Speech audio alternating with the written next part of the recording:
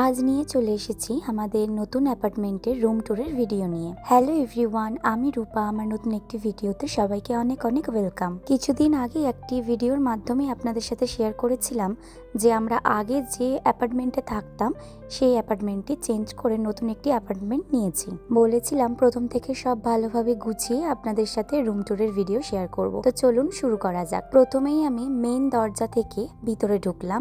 এরপর সবার প্রথমেই যেটা দেখাবো সেটা হলো আমাদের বেডরুমটা। এই যে এটাই হলো আমাদের রুম। আমরা এখন যেখানে থাকি, আমাদের আগের যে রুমটা ছিল ঠিক একই রকমেরই দেখতে এই রুমটাও।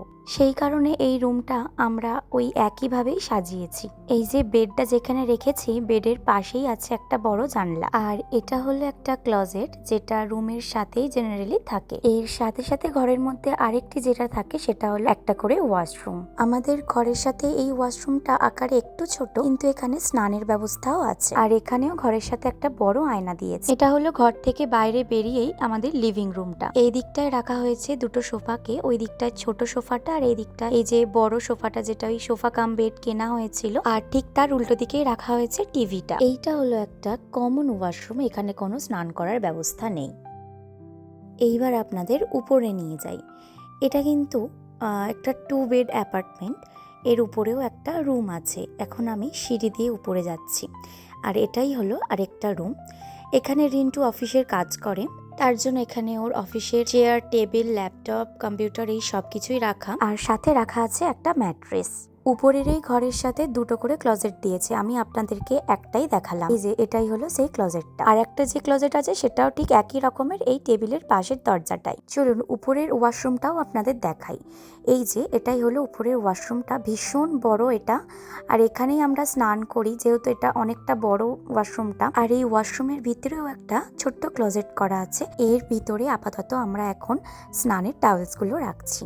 এইবার আমি আবারও নিচে চলে এসেছি। এবার দেখাই আমাদের কিচেনটা। আগে যে অ্যাপার্টমেন্টে থাকতাম সেখানকার কিচেনটা তো ভীষণ বড় ছিল, তার তুলনায় এই কিচেনটা কিছুই না, এটা অনেকটাই ছোট।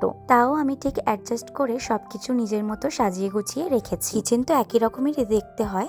এই যেমন এই দিকটায় আছে ওভেন, তার উপরে আছে মাইক্রোওয়েভ। এমনিতে কিচেনের আমাদের যা যা জিনিস ছিল সেগুলো আমরা ঠিক নিজেরা গুছিয়ে রেখেছি। এই যেমন এই জায়গাটাতেই আমার কিচেনের অনেক জিনিস ধরে গেছে।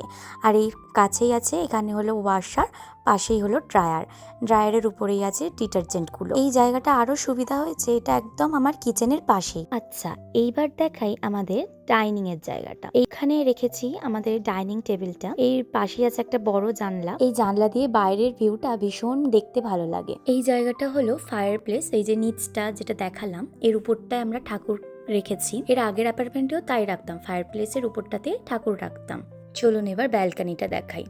ব্যালকানির দরজার সামনে একটা পর্দা টাঙিয়েছি।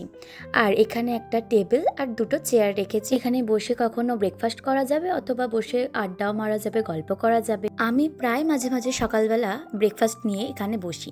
এত সুন্দর আকাশ, এত সুন্দর বাইরের পরিবেশ দেখে আমার সত্যি ভীষণ ভালো লাগে।